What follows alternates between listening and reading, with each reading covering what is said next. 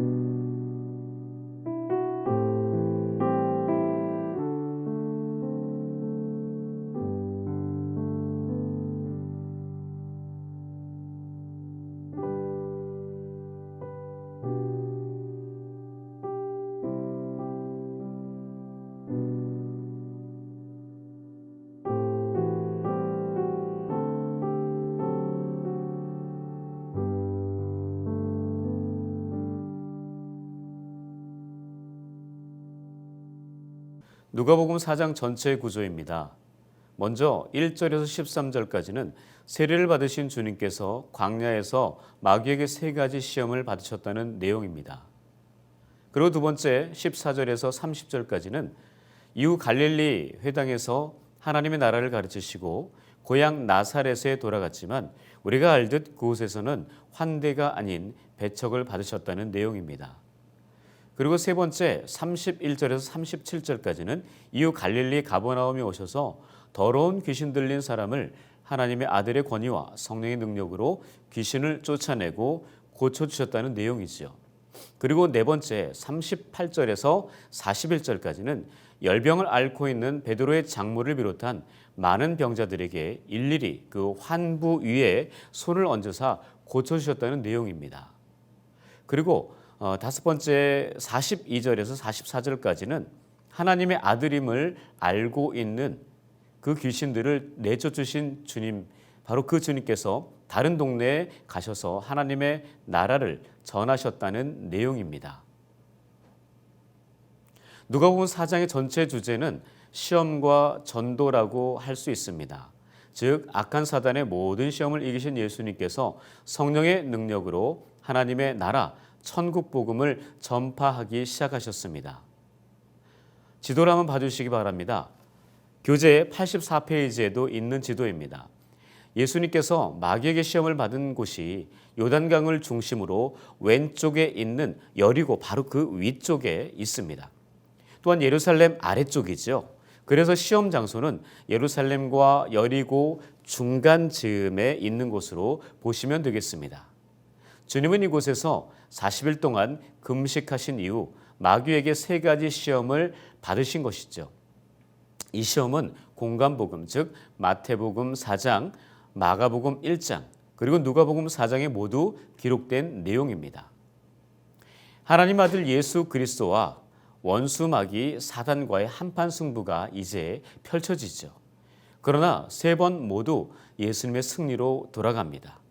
주님께서는 마귀와의 승부를 오직 말씀으로 승부수를 띄워 승리하십니다. 즉 악한 마귀의 시험은 주님처럼 오롯이 말씀 외에는 승리할 수 없음을 우리는 기억해야 한다는 것을 이야기합니다. 드디어 예수님을 향한 마귀의 첫 번째 시험은 내가 만일 하나님의 아들이어든 이 돌들을 명하여 떡덩이가 되게 하라는 것이었습니다. 40일 동안 금식하신 주님께서는 무척 배가 고프셨을 것이죠.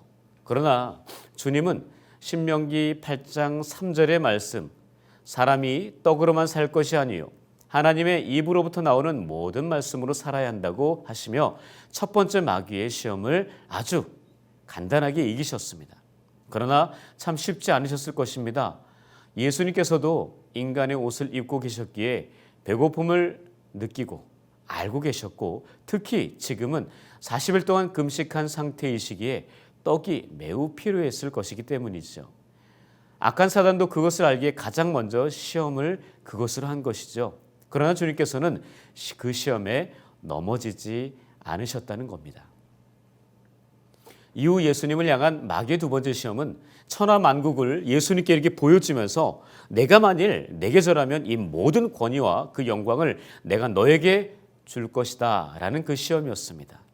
이 시험도 인간적인 마음으로는 정말 버리기가 쉽지 않은 제안이었습니다. 그러나 이 시험에 대해서도 예수님은 주 너의 하나님께 경배하고 다만 그를 섬기라 라는 말씀으로 물리치셨죠. 또한 세 번째 시험은 예수님을 성전, 예루살렘 성전 꼭대기에 세우고 만일 내가 하나님의 아들이어든 여기서 뛰어내리라. 그러면 하나님의 사자들이 손으로 너를 이렇게 받들어 내 발이 돌에 부딪히지 않게 할 것이다 라는 제안이었습니다. 이 시험에 대해 예수님은 주 너의 하나님을 시험하지 말라라는 말씀으로 해결하셨지요. 예수님은 마귀의 세 가지 시험을 모두 하나님의 말씀으로 물리치셨습니다. 세 번의 시험을 모두 예수님께 패배한 마귀는 포기하고 예수님을 떠나갑니다. 예수님께서는 경험하신 그 세 가지 시험, 인간의 옷을 입고 그렇게 살아가는 우리 모두에게 일어날 수 있는 것들임을 알아야 합니다. 첫 번째 시험은 육신의 정욕에 관한 것이고, 두 번째 시험은 안목의 정욕에 관한 것이고, 세 번째 시험은 이생의 자랑에 관한 것이기에 이러한 시험이 올 때 우리가 어떻게 대처하고 물리쳐야 할지 여러 가지 방법들을 생각해 보아야 합니다. 가장 중요한 베이스는요, 바로 기본은 하나님의 말씀이어야 합니다. 그 말씀 위에 기반하여 나에게 맞는 대안을 세워나가야 한다는 거죠. 결론은 이 시험들을 물리치고 이기기 위해서는 하나님의 말씀이 반드시 필요하다는 것입니다. 마귀의 시험을 이기신 예수님은 이후 갈릴리 여러 회당에서 하나님의 말씀을 가르치셨습니다. 그 가르침과 행위는 성령의 능력을 힘입어서 행하신 것임을 우리는 기억해야 합니다. 예수님의 그 소문이 그 사방에 퍼져서 그 가르침을 들은 사람들은 예수님을 칭송합니다. 예수님께서 자라신 곳 나사렛 회당에 들어가 사람들을 가르치시기 위해 읽으신 성경이 이사야의 말씀이었습니다. 주의 성령이 내게 임하셨으니 이는 가난한 자에게 복음을 전하게 하시려고 내게 기름을 부으시고 나를 보내사 포로된 자에게 자유를, 눈먼 자에게 다시 보게 함을 전파하며 눌린 자를 자유롭게 하고 주의 은혜의 해를 전파하게 하려 하심이라 말씀하셨죠. 주님의 은혜로운 이 말씀을 들은 사람들이 놀랍게 여겼지만 그러나 예수님을 인정하지 않았습니다. 그들은 예수님을 믿지 못했습니다. 이렇게 예수님은 고향 사람들에게 배척을 받으셨죠. 그 결과 그들에게 많은 이적과 기사를 행하지 못하셨음을 우리는 알 수 있습니다. 고향에서 배척을 받으신 주님은 나사렛을 떠나 가버나움이라는 동네로 가셨지요.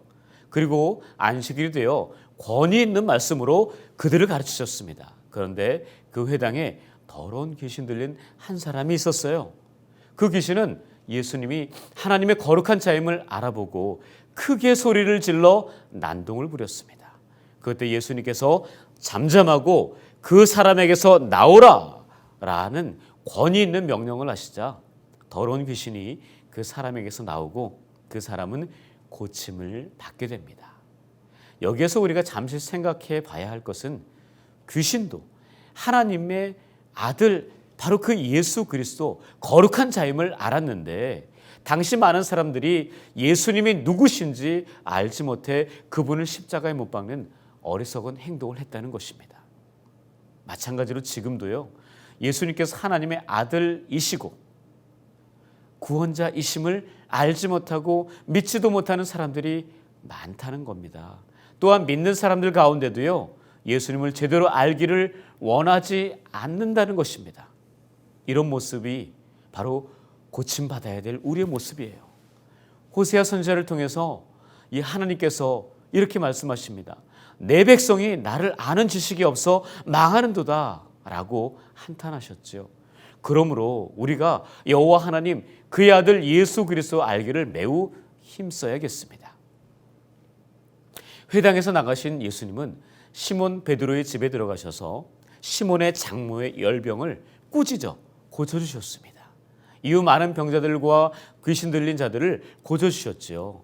그 귀신들도 그가 바로 하나님의 아들이시고 바로 예수 그리스도이심을 그들은 분명히 알았습니다. 사단의 모든 시험을 이기신 주님께서는 쉬지 않고 하나님의 나라 구원의 천국 복음을 증거하셨습니다.